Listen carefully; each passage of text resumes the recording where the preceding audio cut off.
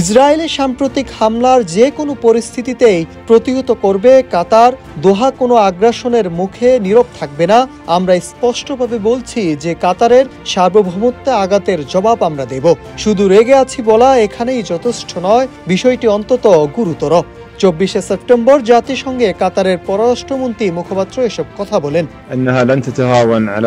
কাতারের পররাষ্ট্রমন্ত্রী মুখপাত্র আরও বলেন, তারা আন্তর্জাতিক অংশীদারদের সঙ্গে সমন্বয় করে প্রতিক্রিয়ার প্রস্তুতি নিচ্ছে।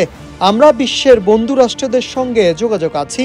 দোহার আকাশে হামলার জবাব দিয়ে কাতার ইসরায়েলের দায়বদ্ধতার অভাব শেষ করতে চায়। বান্ডেল থাকলে প্রতি সেনমানিতে টাকা বাঁচবে। বিকাশ সেনমানি বান্ডেল কিনে জিতুন প্রতি লেনদেনে। গত 9 সেপ্টেম্বর ইসরায়েল দোহার একটি আবাসিক ভবনে বিমান হামলা চালায়, যা হামাস নেতাদের পরামর্শ সভার সময় ঘটে।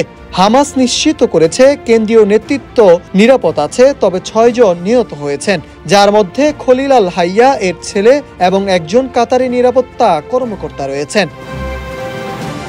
Nahid Hasan, news desk, Ittefaq.